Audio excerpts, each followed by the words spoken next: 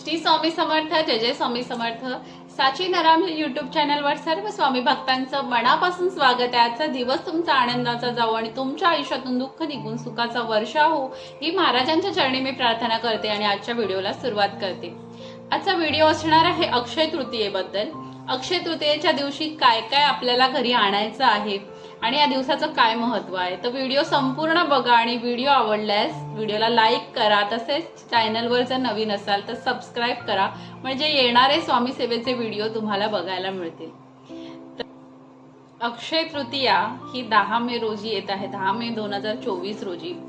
अक्षय तृतीया हा 3.5 मुहूर्तांपैकी एक मुहूर्त आहे।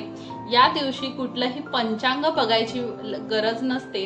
हा अत्यंत शुभ दिवस असतो आणि या दिवशी माता लक्ष्मीची पूजा केली जाते, भगवान विष्णूंची पूजा केली जाते। तसंच घरामध्ये काही वस्तूंची तुम्ही खरेदी सुद्धा करू शकता। अक्षय या शब्दाचा अर्थ असा आहे की जो क्षय न पावणारा किंवा कधीही न संपणारा। या दिवशी तुम्ही खरेदीला खूप महत्त्व आहे आणि या दिवशी तुम्ही जे पण खरेदी करणार ते तुमच्याकडे चिरकाल टिकणार आहे, म्हणजे जास्तीत जास्त टिकणार आहे। तर या दिवशी खरं तर सोनं घेण्यासाठी अत्यंत चांगला दिवस आहे। या दिवशी सोनं खरेदी केला तर ते तुम्हाला कधीही विकायची किंवा कधीही तुम्हाला ते गहाण ठेवण्याची वेळ येणार नाही, ते तुमच्याकडे कायम तुमच्या जवळ राहील। तर या दिवशी सोनं खरेदी करू शकता, चांदी खरेदी करू शकता। ज्यांना पण सोनं खरेदी करायचं आहे भविष्यामध्ये त्यांनी अक्षय तृतीयेचा दिवस निवडावा, जेणेकरून ते सोनं तुमच्याकडे कायम राहणार आहे। त्यानंतर तुम्ही भांडे खरेदी करू शकता। तसंच कपडेही आपण रोजच्या जीवनामध्ये कपडेही आपल्याला रोज लागत असतात, तर कपडे सुद्धा तुमच्याकडे चांगले टिकतील जर तुम्ही या दिवशी कपडे खरेदी केलात। तसंच धनधान्य, म्हणजे आपल्याला किराणा जो भरावा लागतो घरामध्ये, तर धनधान्य सुद्धा तुम्ही घरामध्ये भरू शकता, म्हणजे ते जास्तीत जास्त दिवस तुम्हाला टिकणार आहे, जास्तीत जास्त वेळ तुम्हाला ते चालणार आहे। कारण बऱ्याच वेळा काय होतं ना, आपण घरामध्ये किराणा भरतो, पण काही लोकांच्या घरामध्ये जो किराणा भरला जातो त्या किराणाला बरकत नसते, म्हणजे कधी किराणा भरला आणि कधी संपला हा कळत सुद्धा नाही। तर काही लोकांना किराणा भरला आणि तो खूप दिवस टिकतो किंवा खूप काळ चालतो आणि आपण असं म्हणतो अरे किराणा भरलेला आहे, अजून माझं संपलेलं नाहीये, असं म्हणजे बऱ्याच वेळा असं ऐकायला येतं।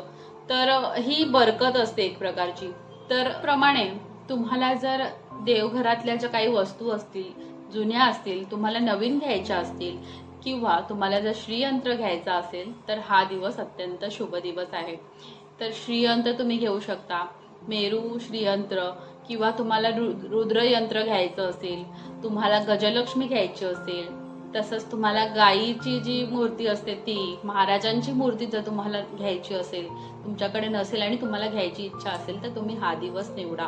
तसंच महाराजांचा फोटो, किंवा तुम्हाला जर कमळगट्ट्याची माळ आणायची असेल, किंवा तुम्हाला जे पण देवघरात आपल्याला जे सामान लागतं ते तुम्हाला जर आणायचं असेल तर या दिवशी आवर्जून आणा।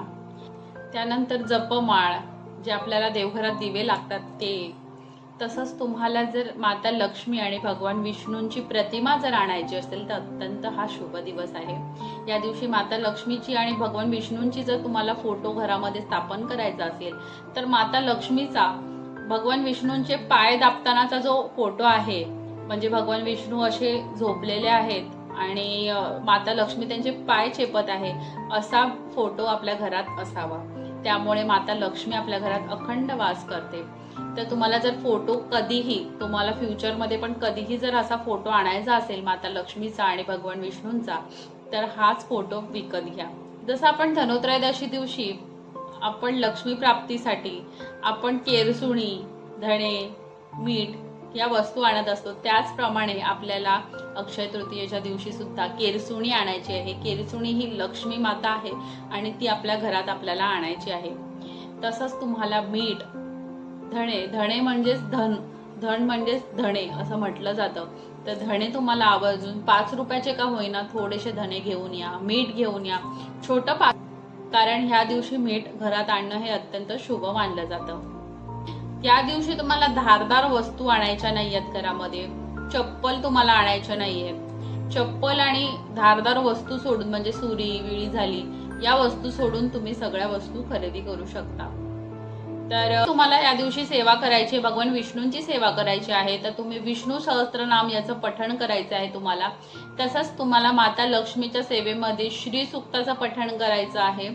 श्री सूक्ताचं पठण करत करत तुम्ही श्रीयंत्र जर असेल तर श्रीयंत्रावर कुंकुमार्चन करा। हा दिवस तुम्ही कुळदेवीच्या टाक जर असेल किंवा मूर्ती असेल तर त्याच्यावर सुद्धा तुम्ही कुंकुमार्चन करू शकता। तर आवर्जून तुम्हाला ह्या सेवा करायच्या आहेत। तसंच या सेवांसोबत आपली नित्य सेवा सुद्धा झाली पाहिजे। महाराजांची सेवा सुद्धा करायला विसरू नका। महाराजांची सेवा ही आपल्याकडून दररोज व्हायला हवी, एक दिवस सुद्धा आपल्याला चुकवायचा नाहीये, कारण गुरूंची सेवा आपल्याला दररोज करायचीच आहे। तर हा व्हिडिओ मी इथेच आता थांबवते। तुम्हाला हा व्हिडिओ कसा वाटला हा कमेंटमध्ये नक्की सांगा आणि व्हिडिओला भरपूर प्रेम द्या। श्री स्वामी समर्थ।